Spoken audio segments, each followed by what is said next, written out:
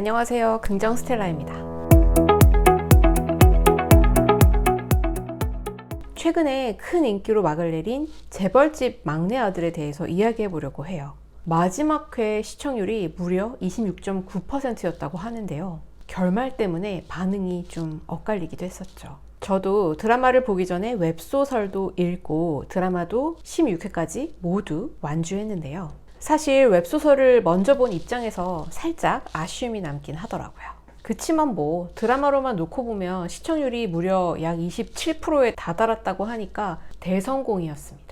워낙 화제가 많이 돼서 보신 분들도 많으실 것 같고 적어도 주변에서 이야기를 들어보셨을 것 같은데요. 저는 재테크와 투자에 관련해서 이야기를 하는 사람이다 보니 오늘은 재벌집 막내 아들에서 미래에서 과거로 시간여행을 한 주인공 진도준이 어떻게 미래의 정보를 이용해서 자산을 불려나가는지 투자적 관점에서 얘기해 보려고 해요. 특히 어린 시절에 할아버지에게 받은 분당 땅을 팔아서 벌게 된 250억 정도 되는 돈을 어떻게 불려나갔는지 재벌집 막내 아들의 투자법에 대해서 얘기해 볼게요. 드라마는 16화라는 분량 안에 길고 긴 소설의 분량들을 다 녹여내야 했기 때문에 진도준의 투자 이야기는 상당히 간추러져서 나왔어요. 그리고 오늘은 이 진도준이라는 주인공이 어떻게 250억을 굴렸는지에 대해서 자세하게 이야기를 해볼 거기 때문에 드라마보다는 이 내용이 자세히 다루어진 웹소설을 기반으로 얘기해 보려고 합니다. 그래서 아마 드라마만 보신 분들은 살짝 낯설게 느껴지실 수도 있어요.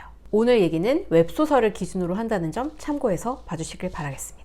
드라마에도 나왔지만 진도준으로 환생한 이후에 할아버지인 진양철 회장에게 준 정보로 진양철 회장이 좋은 사업 기회를 얻게 되자 그 대가로 진도준은 분당 땅을 받게 됩니다. 무려 5만 평을 받게 되는데요. 그리고 진도준은 이 분당 땅을 처분해서 큰 돈을 마련하게 됩니다.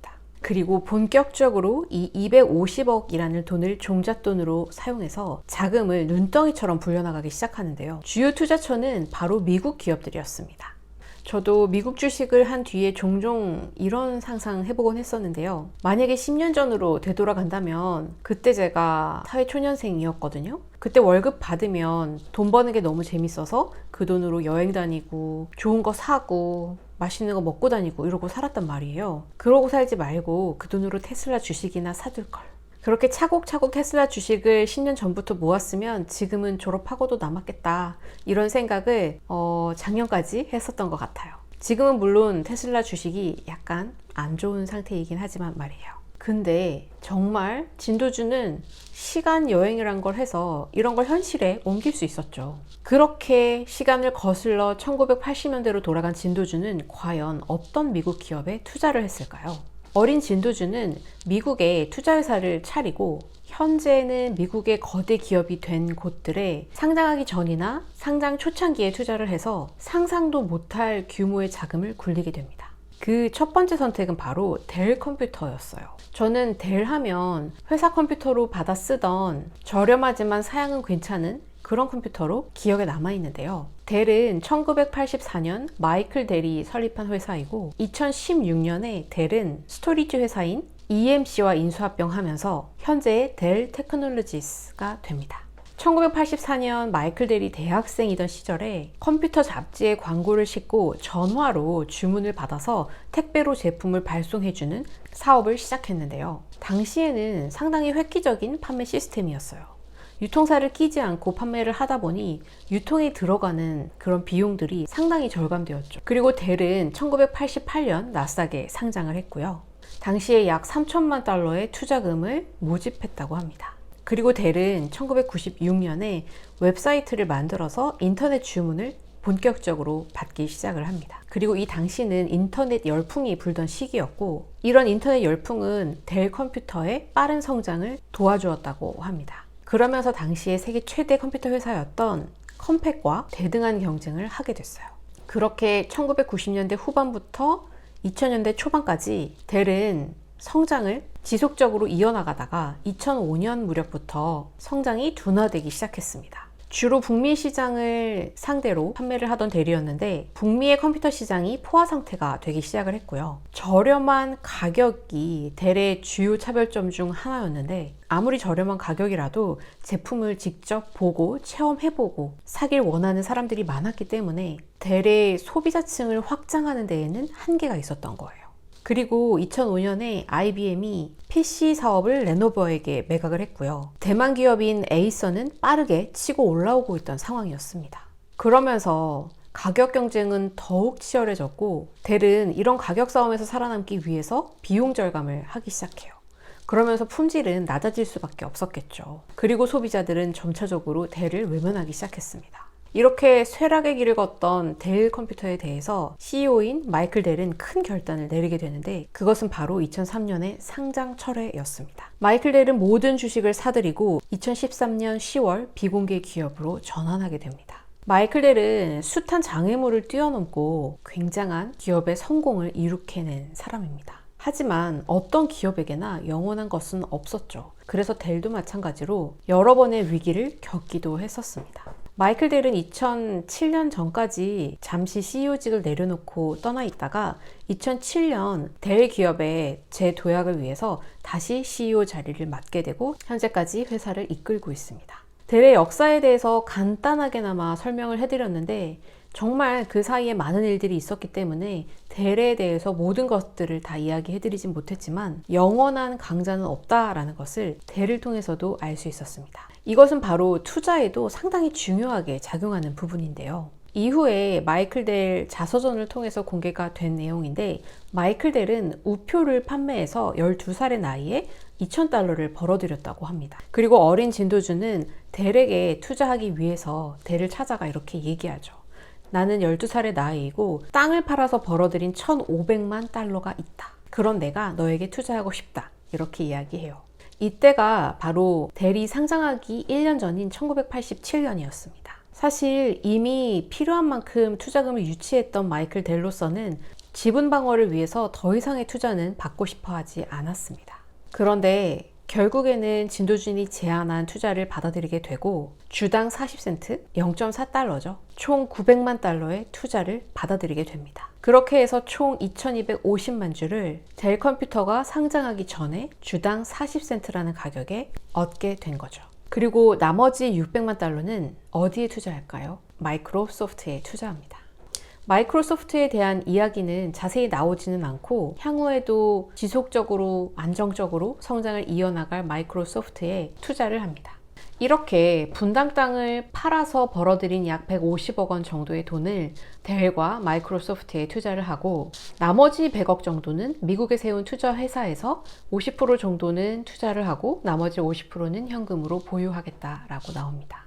그리고 진도준이 델 주식을 처분하는 시기는 1993년이라고 나오는데요. 약 $49 정도에 매도하는 것으로 나옵니다. 델의 주가 흐름을 살펴보면 1989년 $10에서 시작했던 주가가 연말에 $5까지 떨어지고 그리고 다시 1990년에는 상승세를 쭉 이어나가다가 1992년에 $72를 찍기도 하고요. 1993년 진도준이 매각했던 시기에는 주가를 보면 $48에서 시작해서 $22로 연말 주가를 마감하게 됩니다. 이후의 주가는 다시 290불 때까지 치솟기도 하는데 이후에는 급등락을 반복하다가 $10 선으로 떨어지게 됩니다. 그러면서 2013년 상장 철회하게 되죠. 이렇게 과거의 주가를 미래인 현재 시점에서 보면 진도준이 $48에 팔 게 아니라 290불 못해도 200불대에 팔았으면 훨씬 더 큰 수익을 남겼을 텐데 너무 아쉽다 이런 생각을 하실 수가 있어요. 그런데 0.4불에 사들인 주식을 $49에 매각한다고 해도 수익률이 무려 100배가 넘습니다. 그리고 진도준의 투자는 여기에서 끝이 아니었습니다. 델을 매도하고 벌어들인 수익으로 일본 소프트뱅크에 투자합니다. 5,250엔에 소프트뱅크 주식을 500만 주 사들이는데요. 이렇게 살펴보면 델 컴퓨터 2,250만 주를 약 $49에 매도해서 $11억 정도를 벌어들이고요. 마이크로소프트에 투자한 주식은 4배 수익을 기록한다라고 소설에 나옵니다. 그러면 투자금 $600만 약 $2,400만 까지 불리게 되는 거죠. 그리고 5,250엔에 사들인 500만 주의 소프트뱅크 주식은 3년 후에 소프트뱅크는 주당 18,900엔에 상장을 하게 되는데, 이때 매도를 해서 2억 3천만 달러의 투자금이 8억 5천만 달러까지 불어나게 됩니다. 그리고 진도준이 투자하지 않고 투자 회사를 통해서 굴리거나 다른 곳을 통해서 투자하는 나머지 돈은 여전히 또 별도로 존재하고 있는 상황입니다. 이렇게 진도준이 투자한 델 컴퓨터, 마이크로소프트, 그리고 소프트뱅크를 통해서만 벌어들인 돈이 무려 당시 환율 800원을 적용했을 때 약 1조 6천억 원에 달합니다. 달러로는 19억 7,400만 달러이죠. 지금 환율로 보면 2조가 넘는 돈이죠. 이외에도 구글, 애플, 모빌아이 같은 미국 기업들에 투자하는 것으로 또 나옵니다. 이렇게 분당 땅을 팔아서 벌어들인 250억 중에서 150억을 가지고 1조 6천억 원까지 불리는데 6, 7년 사이에 무려 100배가 넘는 수익을 기록한 겁니다. 당연히 미래를 알고 있었고 자금이 그 당시 250억이라는 상당한 수준이었기에 가능한 얘기였겠지만, 그럼에도 불구하고 우리는 여기서 배울 수 있는 점이 좀 있을 것 같아요. 첫 번째는 미래 가치가 내재되어 있는 기업을 발굴해서 투자하는 것, 그리고 두 번째는 더 높은 수익이 가능할 수는 있겠지만 목표를 정해두고 그곳에 도달하면 아쉬워하지 않고 수익 실현을 한다는 것, 이 두 가지입니다.